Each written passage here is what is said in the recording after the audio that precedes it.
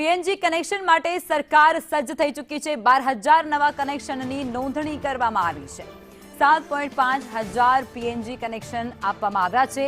Cylinder બદલી PNG સુવિધા ઝડપી કરવામાં આવી રહી છે। ગેસ ગોડાઉન પર પોલીસ બંદોબસ્ત પણ અત્યારે મૂકી દેવામાં આવ્યો છે। મહેસૂલ વિભાગના કર્મચારીઓ પણ ત્યાં ખાસ તૈનાત કરવામાં આવ્યા છે। કેન્દ્રની ગાઈડલાઈન મુજબ આ કામગીરી શરૂ છે। દરેકનો ચૂલો સળગતું રાખવા માટે સરકાર અત્યારે સંપૂર્ણપણે કટિબદ્ધ જોવા મળી રહી છે।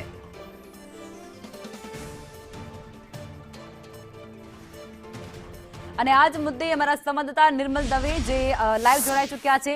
નિર્મલ, આ મુદ્દાને લઈને શું વિગતો? પીએનજી કેસની જે અત્યારે પાઇપલાઇન જે નાખવામાં આવી રહી છે, કનેક્શન આપવામાં આવી રહ્યા છે, તેમાં અત્યારે ધરખમ વધારો થઈ રહ્યો છે।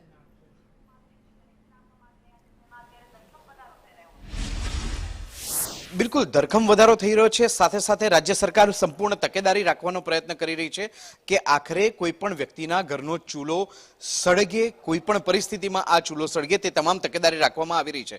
પરંતુ સૌથી મહત્વની બાબત એ છે કે જ્યારે ગેસને લઈને, પેટ્રોલ ડીઝલને લઈને અફવાઓનું બજાર જ્યારે ગરમ થયું છે ત્યારે સરકારનું કહેવું છે કે પૂરતા પ્રમાણમાં જથ્થો ઉપલબ્ધ છે અને તમામ લોકોને સંપૂર્ણ સુવિધા મળી રહેશે। કોઈ પણ પ્રકારની અગવડનો સામનો નહીં કરવો પડે તેમ રાજ્ય સરકાર સતત કહી રહી છે। છેલ્લા 3 દિવસની પરિસ્થિતિ પણ આપણે રાજ્યમાં જોઈ જશે। ઠેર ઠેર પેટ્રોલ ડીઝલ માટે લાઈનો લાગેલી છે અને તેવા સંજોગોમાં આજે ગૃહમાં નિયમ 116 મુજબ જ્યારે ચર્ચા કરવામાં આવી રહી છે, પેટ્રોલ ડીઝલ એટલે કે ઈંધણના જથ્થા બાબતની ચર્ચા કરવામાં આવી રહી છે। રાજ્ય સરકારની પરિસ્થિતિ શું છે તે બાબતની ચર્ચા કરવામાં આવી રહી છે। ગેસ કનેક્શનની કેવા પ્રકારની પરિસ્થિતિ છે તે અંતર્ગત ચર્ચા કરવામાં આવી રહી છે।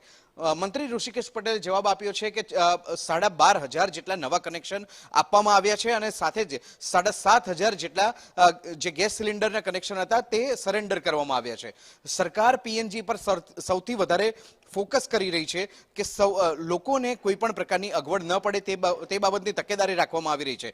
પરંતુ સામા છેડે કોંગ્રેસના ધારાસભ્ય શૈલેષ પરમારે પણ સવાલ કર્યો છે કે જો સરકાર કહે છે કે રાજ્યમાં ગેસની સ્થિતિ ઉપલબ્ધ છે, પેટ્રોલ ડીઝલ પૂરતા પ્રમાણમાં ઉપલબ્ધ છે, તો પછી આજે પણ કેમ લોકોને મર્યાદિત રકમની અંદર જ પેટ્રોલ અને ડીઝલનો જથ્થો આપવામાં આવે છે?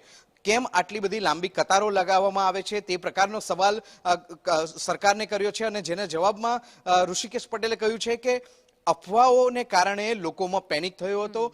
માત્ર રાજકોટની અંદર જ એક જ દિવસમાં 4 ગણું પેટ્રોલ અને ડીઝલનું વેચાણ થયું હતું, પરંતુ હવે પરિસ્થિતિ કાબુમાં છે। અફવાઓના બજાર ઓછા થઈ ગયા છે અને તેના કારણે લોકોમાં પેનિકની જે સ્થિતિ હતી તે ઓછી જોવા મળી રહી છે। ટૂંકમાં રાજ્ય સરકાર કહી રહી છે કે સંપૂર્ણ સ્થિતિ કાબુ હેઠળ છે, કોઈએ પેનિક થવાની જરૂર નથી, અફવામાં આવવાની જરૂર નથી અને સંપૂર્ણપણે લોકોને તમામ પ્રકારની સગવડ સરકાર દ્વારા ઉપલબ્ધ કરાવવામાં આવશે તેમ ગૃહની અંદર સરકારનું કહેવું છે।